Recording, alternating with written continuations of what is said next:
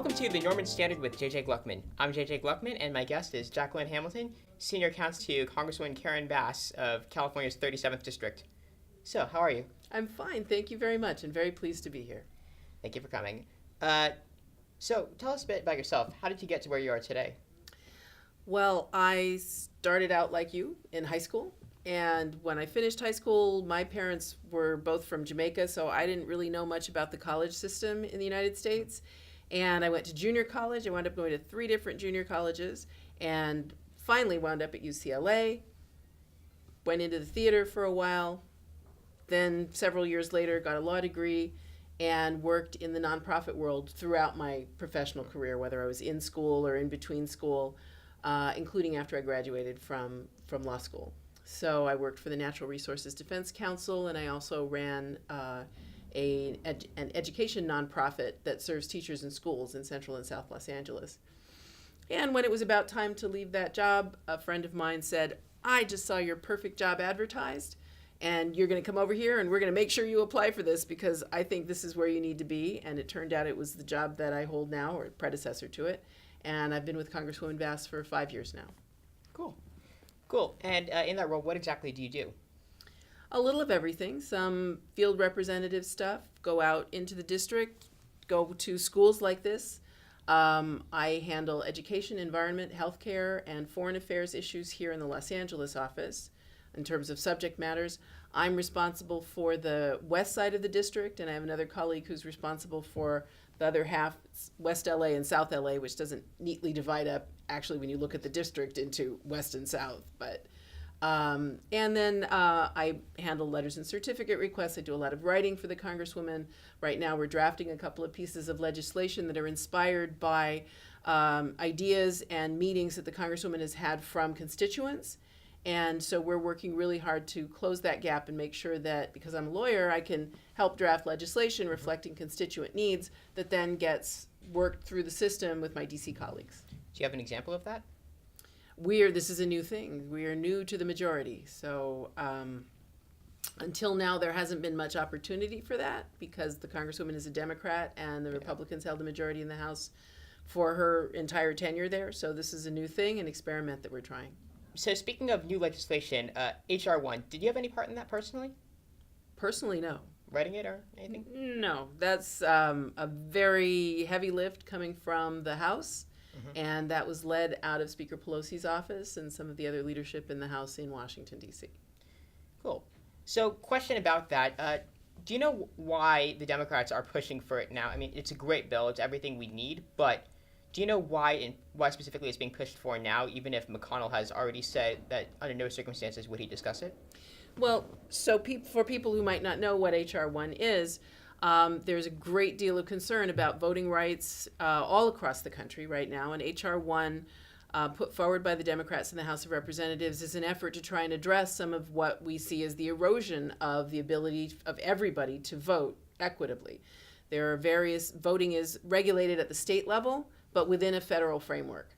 And there are various examples of ways in which voting rights have been curtailed, including by states deciding to strategically close all but 2 polling places in a county, and all of the ones that closed target a particular population. And in North Carolina, there was a judicial decision that said that the changes in voting practices had targeted African American communities with almost surgical precision. And we feel that that's unfair. So H.R. 1 tries to address some of those problems that have arisen since the Supreme Court said that we didn't have any more voting rights problems. And the reason to do it, to answer your question, JJ, is that even if whatever you're doing doesn't become law this minute, we're in this for the long haul. Legislation is not something that you jump into, get it done, dust your hands off, and say, all right, don't have to worry about that anymore. In the case of H.R. 1, these are critical issues. Building a public record is very important. Being able to gain consensus even within the House as it stands right now, it means also talking to Republicans. And so H.R. 1 has addressed a bunch of concerns that are shared across legislative districts. And it also will have hearings and other findings that then will, even if nothing happens in this Congress, the 116th Congress, which will run from this year into next year, we'll have another election in 2020, and the 117th Congress will start in 2021 and run for another 2 years. But because it's different people, each one is considered a new body. And new legislation that you've been working on for a while, it has to be reintroduced. But you've been building a record. You've been building coalitions. You've been building understanding. You've been holding hearings. You've been building support in the community and out in the country. And that means that it's always worth the effort. So it's basically building now in the hopes that you can achieve it later? Of course.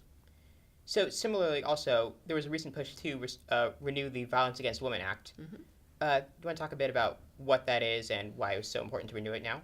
Yeah, well, the Violence Against Women Act is one of a few pieces of legislation that come up for periodic renewal. A lot of things, especially related to criminal law or voting rights or other things, are actually administered at the state or even the local level. But again, they all operate within a federal framework. There are certain floors below which you can't fall. There's certain ceilings above which you can't go, depending on what it is. So with the Violence Against Women Act, it's time for the renewal, and it's critically important. One of the things that's new in the Violence Against Women Act is addressing a lot of gender-based violence that isn't specifically women, but has to do with people who are LGBTQ plus IA, all of the initials, which is new to the Violence Against Women Act. Looking at gender-based violence and attacking people for who they are, as opposed to strictly saying this is about women. Although historically women are disproportionately victims, we're seeing more and more that queer youth, adults, trans people have come under really specified attacks because of who they are. And the House version of the Violence Against Women Act, which passed, includes some protections for those people. Now, once again, some of those things are unlikely to see action in the Senate, but it doesn't mean we don't start building a record, raising the issue, building coalitions, educating the public, holding hearings. So including those new protections, specifically within the act, why not make that a separate act? So you only get so much attention on the floor at any time. We are all limited by the laws of physics and time and space. So only so many things can actually come up on the floor at a time. One way to influence a bill that is actually moving, that will see committee action, get marked up and amended and fixed, and then get a vote on the floor, one way to make things happen is that you go through the regular process. My boss, for example, Karen Bass, would drop a piece of legislation in the hopper, it gets officially introduced, and then the leadership assigns it to a committee of jurisdiction.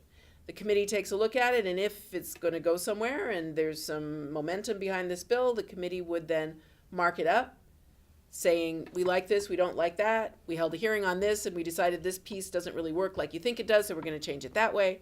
So after markup, then that bill is referred to the floor for action. And if the leadership bring it to the floor for a vote, there may be debate, there may just be a vote, and then that becomes a passed bill in that house. It then has to go to the other house. So if it was passed in the House, it'll have to go, the House of Representatives, it has to go to the Senate. They follow a similar process. And if the two bills that come out are different, they have to be reconciled together. So they have to usually have a conference committee, and they figure, well, ours says this and yours says that. We could meet here in the middle. And then that identical language has to be passed again by both houses, and usually is not subject to amendment because it has to be identical. And if you get that magic sauce, then you get a new law. With the Violence Against Women Act, it's up for renewal. It's a moving bill. There's a lot of momentum behind it. And so there are actually pieces of legislation out there addressing some issues related to specifically to trans folks, to discrimination against people for their sexuality.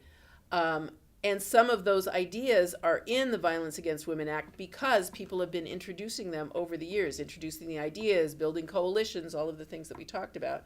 In some cases, writing reports, having findings, so that when you have a vehicle that is going to become law, that's going to pass all of those heavy hurdles that I just described, those provisions will get in. So you could do a standalone bill, and there are a few, but part of why they're in the Violence Against Women Act is that people have been working on these issues for a while. Finally, what advice do you have for students who want to get more involved in the political process? Get more involved in the political process. There are so many avenues.